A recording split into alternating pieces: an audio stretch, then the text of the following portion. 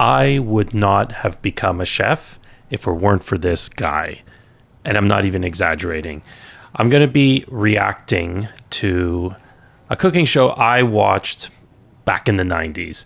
It's The Urban Peasant.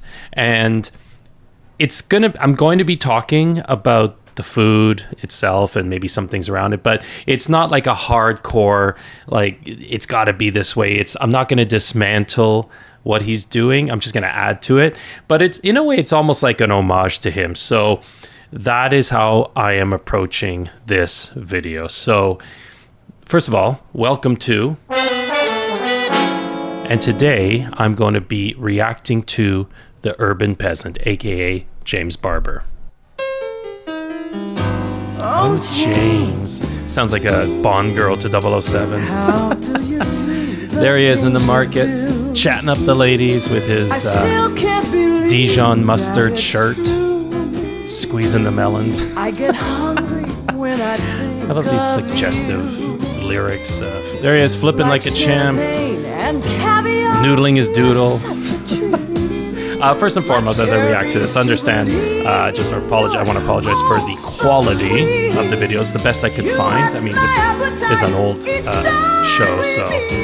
But I also, as I'm laughing, there's a very typical chef trope for TV, like, going out to the market and talking to the farmers and watering, like, his herb garden. Red onions, anyway, they're so pretty. They really are gorgeous. Now, I'm not suggesting you get married and walk down the aisle carrying onions, but they are nice things. He has that limp, by the way, because he was in a serious ski accident when he was younger. A white onion or a brown onion or a red one, but sometimes if you really want the right flavor and the right texture, nothing like a red onion. They're a problem because they're not so easy to peel as other onions. The skin is more fragile, but you work at it, and you just work at it. Onions can be a pain. What I want to do today, I'm going to make a whole bunch of things Even with the best red of us onions. struggle. And I'm going to look at that. Look at those paws. He's just ripping into that like a kid with a Christmas gift. And look at the colors of that. Isn't that just great? Look at the colors. I'll cut that across there and it's ready to go. All right. Now, first thing we'll do. Speaking of colors, I just realized he's wearing green. I've got a green backlight. I've got a greenish hat. So and look at all the foliage. So we're in the green. We're in the green. We're good with red onions. A good contrasting color, actually. And crank up the fry pan and get a little bit of heat going in there. Natural gas, always good. A couple onions like this. We'll say 2 red onions. 2 sounds good, James. Let's go with that. Wedges. The way to do this is to always make sure something's got a firm, flat base, and then you can cut. Right. Okay. And I'm going to try not to cut so much, not onions, but here. I also, because I don't like when someone talks over a video I'm trying to listen to, so I'll make these short. But a tip that is wonderful that he gives, anything that's round, like an onion or a carrot, a turnip, rutabaga, anything like that, cut it so that there's a flat part. And so then that sits on the cutting board like firmly, and so that you're not chasing your food as it rolls away and you could potentially cut yourself. So it's a great little tip right off the bat. Cut it like that, and then we just cut it into wedges like that. And you'll know when you've got enough because it'll look too big to go in the fry pan. We're not looking for precision. So there we are. We're just cutting. We just put that in there like that. Fry pan is sort of half warm now, and you don't natural flame or put stuff in. You get I like it before you put the oil or the butter in. But you make sure when you're putting butter in that the pan isn't too hot because the butter will burn. True. And if it burns, then it tastes awful, and you're not going to enjoy it. So what he had mentioned was preheating the pan and then adding your fat if you are adding fat. I do that all the time, and there are times where you want to brown the butter, like burn noisette or maybe some sauces and stuff like that, but you don't want to burn it. If you have burnt butter, just toss it, wipe out the pan, start again. It's not worth it. Burnt butter just tastes awful. We're going to put these wedges of onion right into the pan, even before the butter's melted. James, I didn't hear any sizzle. That was too soon. They will separate out for themselves. We want some pepper. Let's crank out. He's even got a green peppermill. Look at that. Peppermill is so 90s. I love it. We use pepper mills like nobody's business on this show. Every time, because people send me pepper mills. I would like people sending me pepper mills. I like how he does it in his hand. I've never seen that. I usually just do the usual, just around. I don't know, because there's about 200 people. See, because it's all clumped into one. Doing nothing but sending me pepper mills, which is great. So there, onion, and we got the flavor coming out of it. Just be careful. You know, he's using a metal fork on a non-stick pan. He didn't touch the bottom of the pan, but you don't want to be scraping it. That's going to ruin the finish, but I digress.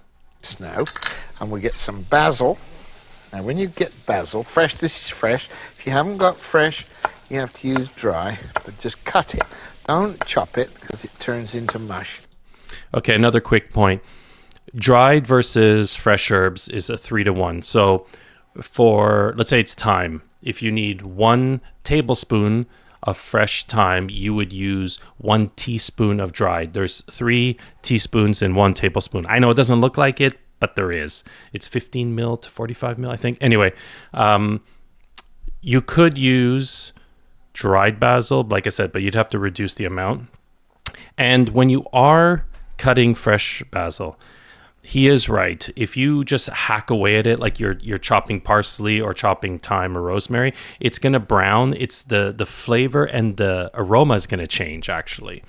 And so you can either rough chop it like him, or we do a fancy cut where we roll it and then like a cigar, and then you slice it really thin. It's called a chiffonade. But you can do it like this. Just cut it like that. And as soon as you can smell the onions... Oh, the scrape of that. This is a great supper dish. It's a quick supper dish, and it's really great. Basil. I don't know what you want to call it. A bit of salt, throw all the pronunciations out there. You got a little salt, important. Pastry. Now, I wouldn't have added the basil yet because it's an aromatic herb. That's something that usually I put at the end, unless it's something like a tomato sauce or something. So there's no right or wrong. It's just for this. You know, I think he said he's making a tart, so I guess it could be either way. But generally, some of those herbs like basil I put at the end. You can make your own, or you can go to the freezer and grab yourself a pre-frozen. Like such a homey kitchen, isn't it nice? I wish I had that. Take it out. Frozen. The egg basket. The way it comes out of there, frozen. All right. Pie crust, frozen. Grab yourself. And there's nothing wrong. And this is what I loved about this show, is that it wasn't performative. It wasn't like, oh, we have to make our own pie dough. It's not hard. It takes time. And not everyone has time. And this is part of the allure of this show. It's just like, and you'll notice him saying, if you don't have this, just grab this. A lot of it is like, what do you have around you? And so a frozen pie shell, no problem. It's fine. Some cheese. And here we go, about a cup of cheese. Now what you're doing is cooking while something else is happening. You don't have to keep fussing and messing with those onions, because you can hear them and you'll smell them. And you'll sauteed onions are in the top 5 of the best smells. So there we are. We have about a cup of this grated cheese. When you grate Swiss cheese, make sure you grate the holes, because they're an essential part of the flavor. If you don't get the holes, such a dad joke. It doesn't taste the same. And they sell in Switzerland pre-flavored holes, but they're not as good as the ones that just come with the cheese. All right, bit of cheese, a couple of eggs. All right, get cracking. Get cracking, James. Now this is a sort of quiche, but it's different. It tastes better. Right, beat the eggs. So it's not a quiche. So it's more like a. Well, he says it's a tart. Like that. Put a pinch of nutmeg in it. Nutmeg is wonderful pinch of with nutmeg, egg, especially with 2 pinches tarts and royales. Like that. All right. And by the way, I just said royale. It's a fancy term. If you're making a quiche or any sort of like custardy thing, a royale, basically, if you added some 35% cream to this with the eggs, we would call that a royale. So, but nutmeg is like a little gem, just enough in there that it's not overwhelming, but it really adds a lovely touch. Nutmeg is not used enough. And a little bit of salt, about half a teaspoonful. Nice. And some more pepper, because I like pepper. It's good for you, good for your circulation, good for your libido, good for all kinds of wonderful things. Right, that's that. James is on top of it. There. And goes the cheese. Let's put the whole lot of cheese in there. And it's a lot of cheese. Okay. Little eggs. Let's put. I was gonna say it's looking a little dry there, James. So don't be afraid to modify recipes as you go along. See, it's just another egg. Change it up as you need, right? Right. Now, stir up the onions and see what's happening to the onions. They're just starting to get flavorful. And see how they're all coming apart? And they got that little bit of brownness on them and the sweetness coming out of the basil. So we just pour this into the. Okay, so he's just into the pastry. Just eating it in there. Like that. Take the onions. Oh, he's going to just dump it on there? Put them right on the top of the egg. And take that. You got a little dipping to do. There, and just pat them down. There you go. You got to get them in there a little. Now, it's a lot of onion. Look good. Stick your finger in the egg and just rub it on the edge of the pastry. I can just hear people say, "Where's his gloves, man? Where's his gloves? I wouldn't touch that." You're cooking at home, man. Just as long as your hands are clean, and that's the thing. A lot of cooks are always washing their hands, so that's fine. There's a chance to set, and that will make the pastry look nice and golden. This is what your finger's for. That's why you got 5 of them. And that goes in the. Well, you have 10, right? Or 8 and 2 thumbs. Just a quick thing, he has this uncooked egg in this pie shell, and he just added these hot onions. I probably would have cooled the onions down and then maybe tossed it in with the eggs. They'd have to be, because you don't want to, because the hot onions can start cooking a little bit, like coagulating. It's going to cook anyway, but for me, having the hot, the cold, and then going back in the hot oven, I don't know. It's just a minor detail. Oven, and it'll be ready in 20 minutes. But I will be do it. back It's his in own 2 cooking minutes. show. You're What do not I? I don't have a 20-minute cooking commercial break. So 2 minutes. Ooh, commercials. Are we seeing commercials? I'd love to see commercials from that time. The Urban Peasant will be right back. So this show is shot in Vancouver. Onion is the truffle of the... I forgot that they had quotes. I like that. Oh, no commercials. Stop. It's like a toilet paper commercial from back then. Or Back dog to food. onions, all right? Now, what we're going to do is make an onion soup. Everybody knows about making French onion soup. It goes on forever. It's not true. Let me show you. Well, French onion soup doesn't really go on forever. We're going to use red onions. Well, it's a red onion show, James. You better use them. Off there and then it'll sit flat. Okay, see, he did the flat thing again. Okay, but he did on that side, which right. don't see now, often. We cut them thin, thin, thin, thin. Okay, so he's slicing them into rings, really sort of rings, because he cut some of that off. Sharp knife. And you pull it through, you slide it. I like that. That's like it's true. You're kind of rocking turn it it round so that you're working on the I would have cut that. Fat bit. It's easier to hold. I'd have cut that root off. I wouldn't have used it, but it could be a bit bitter. Now there's our pan, hot. We need some fat in it. We need some oil or some butter. It doesn't matter which you use. I like butter because it gives it a nice nutty flavor. So we'll put in some butter. More butter. He loves the butter. And while it melts, so you can hear the sizzle. So you know it's and as soon as he hits the onions hit the fat down and stop it burning. It's the right temperature. All this fine cut onion goes in nice. there. All right, we'll do this other bit here, get some more. And what happens sometimes, watch those fingers, is that people don't do onions because they start to cry. So let me show you what you do. Listen, cutting onions and crying, it is what it is. Yourself a candle. Is that a hash pipe or something? Like a candle. So it's a candle. Right by the chopping board. It gets rid of, it oxidizes the smells, and it's a great thing to do. I've never heard of that. It's romantic. So all you got to do is to make this soup is to cut the onions thin, light yourself a candle, and since we're going to use red wine in it, you could pour yourself a glass of red wine. You're thinking the same thing. If you don't want to use red wine, then you can use apple juice, and you can use some stock, And you can, you can use whatever you want to use in there. But okay, so I'm laughing because, I'll share why I'm laughing. So he does this a lot as well, like substitutions, and that is one of his favorites. Is if you don't have, wine, especially white wine, use apple juice. Now I get it because there's acidity. Apple juice is a lot more sweetness, though, or stock. It just depends on what you're making. Like, you couldn't replace, if you're making coq au vin, you can't replace the wine with apple juice. It's not going to happen. If you're just deglazing a little bit, sure, you could use that, or some vinegar. It just depends. And what I'm laughing at is there is a guy that I used to work with, and he used to watch the Urban Peasant too, and we'd both laugh because we'd say, well, if you don't have wine, use apple juice. If you don't have apple juice, use Barbasol. And if you don't have Barbasol, use, WD-40. Or we just come up with some goofy stuff anyway. It's nice with red wine. There's a part in France sometimes when they make an onion soup like this, put the thin bits in there. Don't put the thick bit. Keep that for later on. Yeah. Because the thin bits is what we want. We want them to sweat. Give them a good stir in the butter, all right? And we can turn the heat down so it doesn't burn the butter.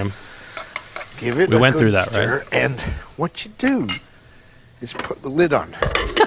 Just put the lid on and that. He's using a plate. And it's such a 90s plate. Like, the whole decor is 90s, right? Like, it's, oh my gosh, he's using that as a lid. I wouldn't suggest that.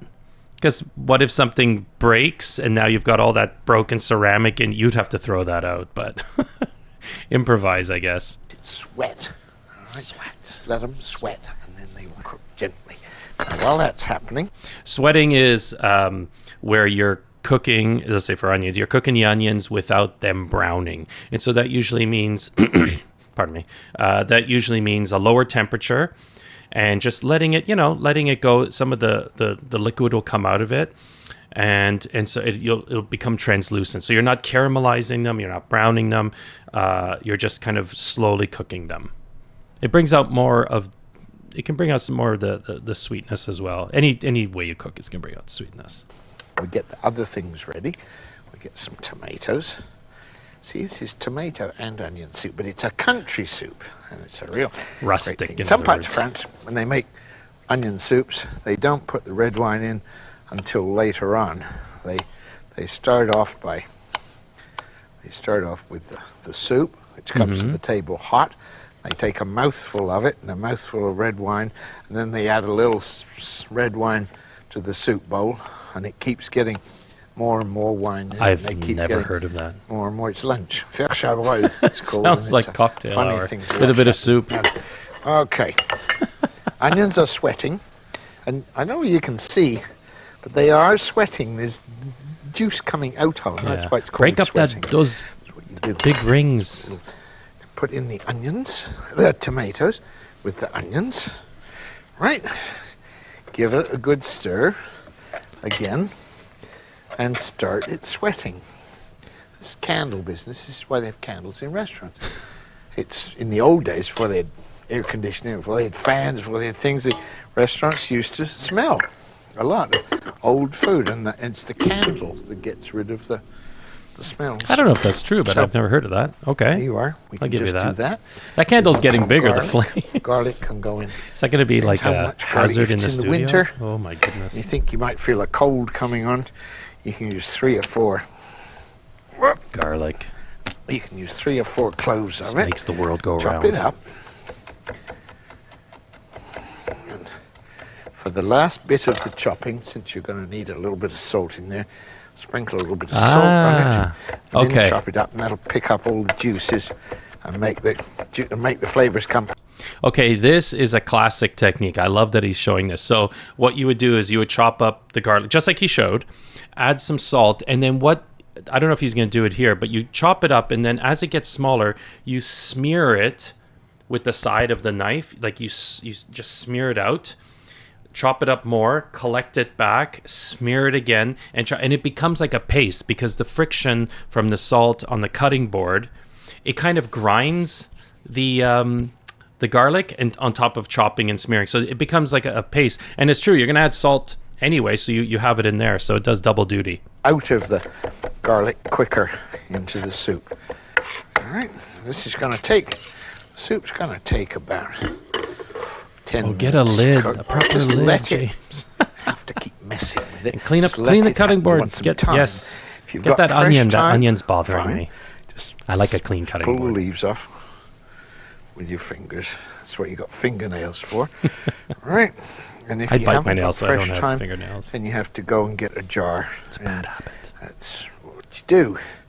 Now, a lot of people, again, in France, just tie a piece of string around that and put the whole thing in and then take it out. That's being fussy because they don't want to taste the thyme.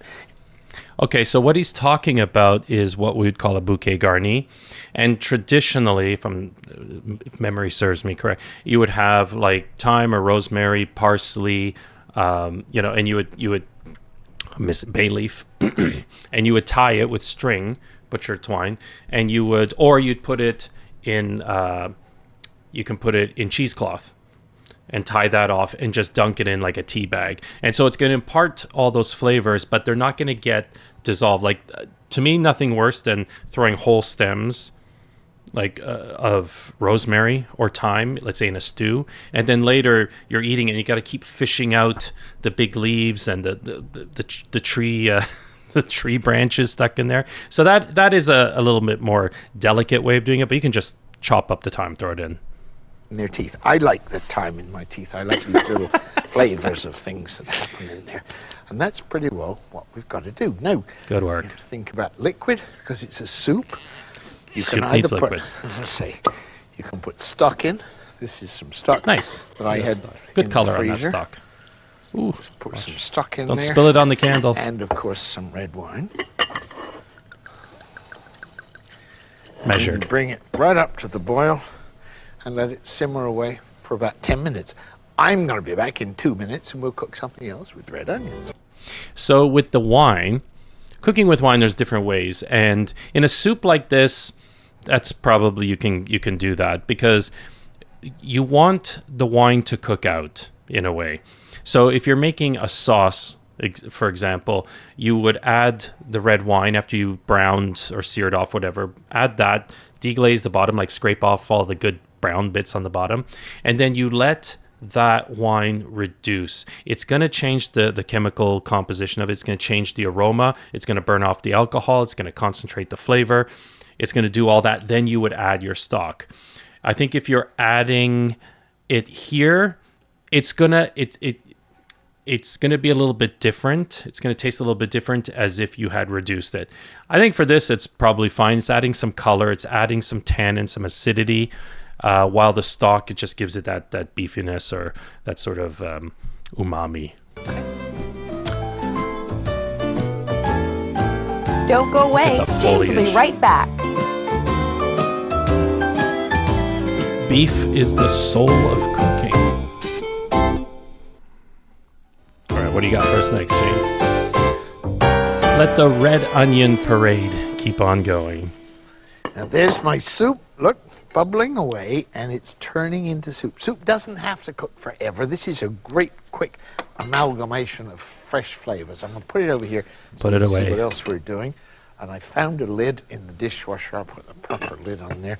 And now we're going to make something else with red onions. Red onions is what All we're right. doing. Now this is a Got another cutting board. Thai He's dish. just And this- stacking them. I've got some green, So he's already some red sliced some onions. sliced in here. This Oh, is that's why he's got cheapest way another to do cutting is to board. buy beef. It's flank steak, or Flank. some people call it skirt steak. And what you do, I'm just thinking, I don't know if they're the same thing. I feel like they're different cuts, but flank steak is, well, let's see what he does with it. I can share a bit more. with it is buy it. It's got, see, it's got grain running down there like that. This is what the tough way it is. So we're going to cut it that way later on. But this is Absolutely very economical correct. because there's no fat on it at all. And what you do is buy a bit. What you don't use, you wrap it up tight in cling film and you put it in the freezer. Okay, two things there. You could wrap it in cling film or saran wrap, whatever you want to call it. I would put it then in a freezer bag because it's just cling film alone. It's going to get freezer burned quickly. Second of all, I have never not used all my flank steak. And third, yes, so flank, any muscle, any meat, chicken, same. It has the muscle fibers. There's the long fibers, and so when you cook it, after you cook it, when you slice it, you want to cut across the grain, especially when you're cutting something thin. Flank steak is notorious that you slice it thin, and to keep it more tender, you want to cut those long strands into thin ones so that it's more tender. So, but what's great about flank is that it's very clear where the lines run. So let's see what he does with it. And take it out. Now, the way to do this is to get it into manageable sized pieces. Get yourself a fry pan. And what we're going to do is get the fry pan really, really hot and sear the outside of it. Now, while that's happening, I think while the pan's getting hot, I'll get the tart out of the oven. The tart. Remember we made a tart? Red onions. I remember, James. Very simple. I didn't want to say anything. Eggs, I usually have a timer. Cheese, and even just a frozen pie shell. Now look at that. It's much better than a quiche. I mean, it's still in there. Look at that. He's got the Thanos we'll snap oven mitt. There. That's pretty enough. And we'll put. Looks nice. It's the charred bits on top. Looks good. By the side oh yeah, there. just throw the parts. Now it's elevated. Great. Now the pan looks now good. hot. You want to see how a pan gets hot? Run the tap and you flick water on it. Now, if it's hot enough, that's not hot enough. But I've done the same. They will dance. That's almost hot enough. You can see. Watch. Yeah. See, they're not. That's it. When they start to dance like that, see them dance about. That means it's hot enough. So we put the I think it should be meat hotter. in there. Oh, he didn't right season on the it. dry pan. James, it's another season great it. advantage of getting a good non-stick pan because you can heat it up and you can do things and it won't stick. So the non-stick, I find that it can only get so hot. I feel this is just my experience. I could be wrong. Maybe those pans, the technology has improved. But if you want to get like a good sear, I would just use a non-stick pan, like stainless steel. All those other ones, because they just get hotter. I think because of the Teflon or whatever it is, it's almost like a buffer. It buffers the heat a little bit. Don't quote me, but that's how I feel like it is. And so you're not going to get quite the sear. And I'll tell you, I made bacon the other day. And normally I use my stainless steel pan. It was dirty and I was too lazy to wash it. So I used my non-stick and I heated it up. It still did not, the bacon did not react the way it normally does in a stainless steel pan. So for this, I would suggest using a non-stick pan. So we just let that get season going. Your meat. Now, I'll move this out of the way. Need that later. That's the lid. Here's your lid. We don't need that. We need a nice big Look at that platter. Let's get ourselves a good big platter. And we will make... That's something you get like a Kitchen Stuff Plus or something. Outside leaves of the lettuce. William Sonoma back in the 90s. Decoration. Oh, he's getting the leaf. Okay, so this is very... A little old school. Nothing wrong with that. Yeah, that's going to look okay. It's going to look okay. Fine. You can smell that beef. Look at the candle's getting huge. Let's put another flame leaf on there. Right. Now, you have to have the fire extinguishers ready. We're going to cut crosswise in about ½ inch strips. So, now some people would say, well, you just had the meat on there. So I'd have flipped the cutting board. Just safety first. And I'm not one to get picky about these things, but if you're going to have one for raw meat, keep that one for raw meat or raw fish or chicken or whatever, and then one just for the veggies. I'll make a bed of it. Right there. Like that. Look at that. We're going to flip this over. Have a good look. You can put a rhinoceros on there. Just browning on the bottom. Not quite brown, James, but the edges are because it curled up. That's the problem. Cook it really, really quickly. And again, because that's the structure of the muscle tissues, it tomatoes, curled up. Nice fresh tomatoes. Can't do this with canned tomatoes. You need fresh ones. So we'll cut this into wedges. And it's a sharp knife. It's cutting through the skin. Wedges, that's a telltale sign of a sharp knife. You can cut through that part of the tomato. As soon as you can smell the meat, it's going to be ready. We'll get lots of tomatoes because it'll look good. And get a good loaf of bread. So this is a great summer lunch or summer supper. And you've got onions ready. So you mentioned supper as opposed to dinner. I think that I'm in Canada, so parts of Canada, they'll say that, especially in the East Coast, I feel like there's parts, maybe in the States too, people say supper instead of dinner. They don't say that here in Toronto, so I always catch my ear when I hear supper. I like it. You've got tomatoes ready. That's a bit of lettuce. We want a little bit of garlic, so we'll get that ready. We'll squash that. Garlic. With some salt. Makes the world go round. Salt on there first. There, he's doing that little trick again. Into it. Stops it wobbling about, but it also picks up all the flavors. There. Just chop it up. The other thing with the salt is it draws out the moistures. That's why it's able to make that little paste thing. Chop it up small. And there it goes. Now, what we got to do now is what are we going to do, James? Really, really, really, really quickly. We want a lime. We get ready. There, that's ready to go. That's ready to go. What do we got? And here's some cilantro, or flat leaf parsley you can use, but cilantro is nicer because it's sort of a chili dish. And I'm going to make it taste People love great, or hate cilantro. It's either or. It's very binary. Hot red pepper in it because I like it that way. Let's have a look under the meat. There it is. Brown on the outside. Okay, that's the way it should be. See, right. He realizes the first round wasn't so good. Let's get organised because now we have to move. I'll take the meat out. Hustle. Put it on there. All right. The pan is hot. I'll put in a little bit of oil into the hot pan because we're going to make a salad dressing now. And into the hot pan go the onions. Careful. Crash. Lots of water and in the hot oil. The tomatoes, the onions, and the garlic. Don't put the garlic in until everything else is in there, otherwise it'll burn. Throw it all in. And give it a good quick toss. Nice. Very rustic. I like the big chunky garlic in there. Very, very quickly. Put the cayenne pepper on top of it. Oh, cayenne. Give it a flavor. Give it that and get heat. The lime juice. Wow. That happens to me too. Of it. Lime juice, acidity with the oil. Toss it some more. Get a pair of tongs or a wooden spoon, James. Now while that's happening, maybe it's getting sponsored by these the beef. Teflon guys. Look, we cut it crosswise. There it is, rare in the middle. Yeah, nice. If you want, that's the way I have it. So rare, you cook rare it a to little medium bit rare. more. You cut it crosswise. It's very tender. Yeah, it's very fresh. It's I don't know if you can great. see. Oh, I cut too early, too late. You'll see those thin little strands. If he cut with the grain, it would be chewy. You just cut that bit. Beef makes a little bit of beef. He's cutting against the grains there. You can see them. He's cutting a little thicker than I would, but you finish up with a little bit of sugar, because that is the essence of hot stuff.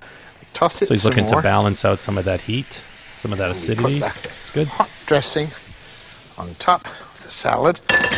We put beef all over it, bits of rare beef all over it like that. We put cilantro on the top of it to make it great. And we've got ourselves a really great Thai salad. So my suggestion, he's got the lime, the garlic, all that's lovely. You could have added a bit of fish sauce if you wanted to, add a little bit more of some of that salt, a little bit of that umami, if you will. Chili, instead of cayenne, if you had, and again, this is where he's like, just if you have cayenne, cool, use that. You could use fresh chilies, fresh green or red chilies, toss that in as well. And the garnish, again, if you pick up at the market, are the fried shallots. They come in little tubs like this, and you can garnish it like that. Again, it's not authentic Thai clearly, and he's not even claiming that, but it has little notes of it, I guess. But I would definitely have tossed everything in that vinaigrette, if you will. It's like a warm vinaigrette. Tossed it and then kind of moved the beef up, so that because there's no seasoning on the beef, and you want to have it kind of tossed in with the flavors that he put in the salad / dressing. I'll be back. I'll be back. Yarr. So I think James I mentioned will this be is back in 2 minutes. shot in Stay Vancouver, tuned. so they always have little scenes of Vancouver. Skunk eggs. Sounds a bit like the Frasier intro or something. Red onions, all the nice things Look we at that made with red candle, onions. it's getting taller. First of all, the soup. Took us about 20 minutes to make it. Look at all the nice, good stuff in it. And those onions have all gone delicately soft. They've sort of melted together. It's not a French onion soup, and he didn't say that, but, I'd be happy with that. Really nice. That and a loaf of bread. You can't want much more than that for a really great supper. But we did other things. We made a red onion tart. Frozen pie shell, because we had it, but if you wanted to make your own pastry, that's fine too. But there it was. We did it, and it looks great. And it tastes of onion. It's identifiable, all right? I'd probably put like some brie on there instead of the Swiss. If you didn't want Swiss, you could put little slices of brie and then bake it at the end. But that's nice. With the cheese and the onion together, really good. And we finished up with this great Thai thing of flank steak beef, which you can do any way at all. Cooks very, very quickly. It's very economical. It's all great, nice, great stuff to play with. And that's something I meant to mention earlier.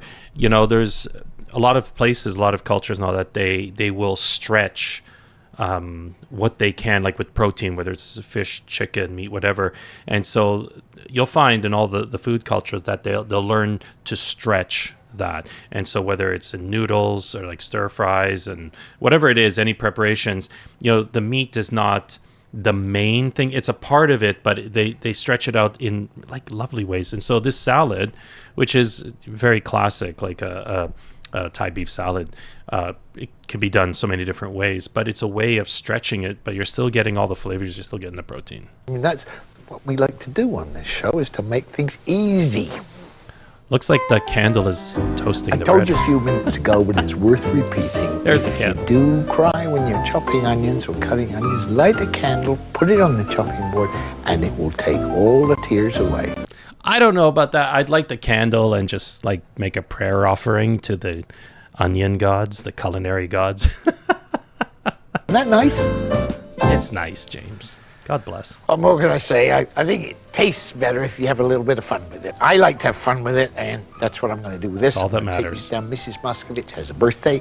Oh, happy birthday, Mrs. Muscovich. Everything will be just great. So, see you next time. Goodbye.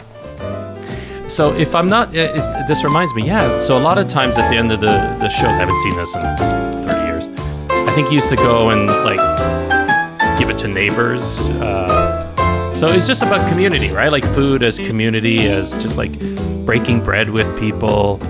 And I think that's the feeling that you get with him, is that this is not for show, this is not pretense, this is the way you got to do it. It was just like, hey, work with what you've got, like have fun with it, do the best, cooking from the heart. And this is what I love. Who's he on the phone with? The old landlines, right? Is that like the producer saying, oh yeah, finally, candles out. There you go. He's gonna go do some sharing. Nice. Thank you, James. That was lovely. 95. Oh my gosh. I think I'd been a chef for just a year. There you have it. And I want to share one last thing here.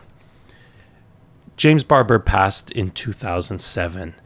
And when he did, he was at his kitchen table, cookbook open, with a pot of chicken soup simmering nearby. What a fitting ending for someone who got so many people like myself into the kitchen. Imagine leaving this mortal coil, doing what you loved best. I think that was that's beautiful. So with that, thank you for being here. If this was useful in any way, just please like, subscribe, comment, etc. And if you want me to react to a specific cooking show or anything around food, just drop it in the comments. So this has been Create Often, Create Well. I'll see you next time.